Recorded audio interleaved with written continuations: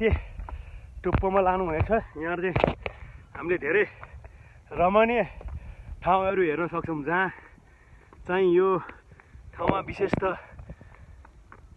यो ठाउँ चाहिँ एकदमै सुन्दर हरियाली छ। देख्न सक्नुहुन्छ, एकदमै हरियाली छ होइन? तपाईँहरू पनि आउन सक्नुहुन्छ। सर्ट ह्याकिङ है यो हाम्रो आजको यात्रा। वाकिङ एकदमै भन्नुपर्छ। हामी अहिले इभिनिङ वाकमा छौँ।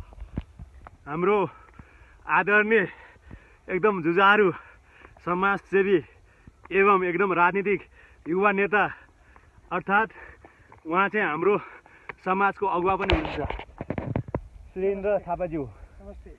उहाँले आज मलाई यहाँ माथि लाँदै हुनुहुन्छ। यो जन्तै ढुङ्गोको माथि टुप्पा गाह्रो रहेछ चढ्नलाई। ल अब खासै गाह्रो त हुने छैन।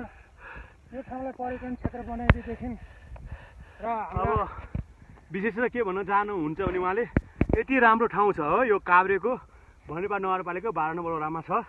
पहिला यसलाई महेन्द्र ज्योति पनि भनिन्थ्यो। यसलाई चाहिँ टुरिज्मको लागि चाहिँ केही न केही पहल गरिदिएदेखि प्रदेश केन्द्रबाट एकदम राहत मिलिन्थ्यो। त्यो सिँढी त बनिसकेको छ तल, तर यतिले मात्रै सम्म पुग्दैन। यहाँ अझै के चाहिन्छ? आवश्यक टावर चाहिन्छ होइन एउटा माथि? हामीलाई चाहिँ टावर प्लस अब भगवानको मन्दिर। अब अहिले टावर भन्नाले टावरलाई अलिकति पोजिटिभ हिसाबले हेरेको छैन, नेगेटिभ हिसाबले हेरेको छ। हामीले टावर भन्दा नि एउटा मन्दिरै अथवा त्यसको छेउछाउ एउटा टावर भ्यू लिनको लागि, जस्तै गणेश हिमाल, विभिन्न हिमालहरू। अहिले त बेलुकाको समय भएको छ, त्यति क्लियर छैन वेदर ऊ छ। हामी बेलुकाको समयमा आयौँ, त्यसको लागि हामी सरी माग्छौँ। होइन राम्रो छ हेर्नु त। यति राम्रो भ्यू आइज ल्याउनु, कहाँ नराम्रो हुनु? एकदम राम्रो छ, ब्युटिफुल छ। ल्याउनु एकदम मित्र भान्जा राम्रो छैन त भ्यू? एकदम राम्रो छ। भ्यू कति राम्रो छ। तर अहिले बेलुकाको लागि चाहिँ मैले त्यो हिमाल देखाउन सकिनँ। मैले हिमाल देख्नलाई हामी कुनै दिन बिहानी पख आउनेछौँ, सूर्य उदय साथमा है, बर्मा मुहूर्तको समयमा पक्कै पनि। अब हामी एक दिन यहाँ बर्मा मुहूर्तको समयमा आउँदैछौँ। यहाँ माथि आएर ध्यान योग पनि हामी गर्नेछौँ होइन त? एकदम यो हाम्रो ब्लग हो।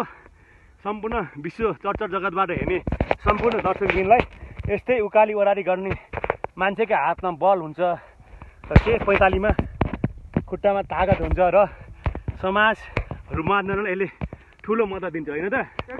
कोचिएर चाहिँ घरमा टिभी हेरेर टिकटक चलाएर मोबाइल हेरेर बस्ने समय चाहिँ एटलिस्ट बेलुका बिहानी पख यस्तै उकाली ओह्राली गर्नुभयो भने तपाईँको शरीर चाहिँ तन्दुरुस्त रहन्छ होइन र?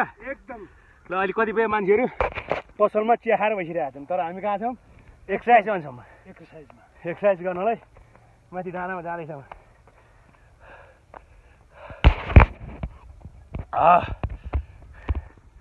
ल आउनुहोस्, जब अरू केही छ यहाँको समस्या भने त्यही नै हो।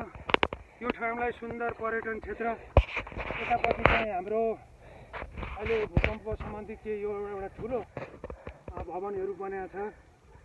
यो यहाँभन्दा सिधा पारी हेर्दा हाम्रो पनौती गफरै जाउँला आउनु। फेरोदेखि लिएर अब उहाँले भन्नु खोज्नुभयो के छ भने यतापट्टि तलपट्टि सिधा पनौती बजार छ। पनौती भने इङ्ग्लिसमा चाहिँ हिन्दीमा अलिक नराम्रो शब्द हो, तर पनौती भन्ने सहर यस्तो सहर हो कि जुन एउटै ढुङ्गाका माथि बसेको छ होइन त? एकदम यो ढुङ्गामाथि बस्नु भएको र विष्णु भगवान चाहिँ त्यो स्थलमा जान हुँदैन भनेर पहिला पूर्वकाल। अब अर्को कुरो यो माला डाँडा आउँदा के सम्झना आयो भने हामी डाँडामा माथि सैलुङ जान्छौँ हो। सैलुङमा डाँडा हेर्न जान्छौँ नि। सैलुङको डाँडा भन्दा पनि राम्रो लाग्यो मलाई त, किनकि हेर्नु त यतापट्टि एउटा थुम्को छ है, सिधा गएर तलतिर अर्को थुम्को, पारी अर्को गएर यता पनि 7वटा थुम्का त छ होइन? अब प्रकृतिको मजा लिँदै प्रकृतिले चाहिँ मलाई चाहिँ ऐसेलु खानु भन्नुभयो। अब म चाहिँ ऐसेलु खान लागेँ है। तपाईँहरू खान आउनु सक्नुहुन्छ ऐसेलु? प्राकृतिक ऐसेलु है, अर्ग्यानिक ऐसेलु। ल मिठो लिनुहोस् न तपाईँ नि। मिठो रहेछ, गुलियो मिठो। हाम्रोतिर चाहिँ अमिलो हुन्छ ऐसेलु, यता चाहिँ गुलियो र एकदम मिठो तागतिलो। खाँदैछौ होइन त? अनि मामालाई धेरै धेरै धन्यवाद। आज यो भान्जालाई घुमाइदिनु भयो फ्रेस ठाउँमा प्राकृतिक ठाउँमा एकदम मजा लागिरहेछ अनुभव राम्रो लागिरहेछ होइन ऐसुलु खाँदै गफ गर्दै थ्याङ्क यू भान्जा तपाईँ जसै गरी धेरै साथीहरू आफ्नो सङ्गठन आफ्ना मित्रहरू आफ्ना जति पनि आफन्तहरू आफ्नो सामाजिक सञ्जालका व्यक्तित्वहरू आफ्ना आफूभन्दा अग्रज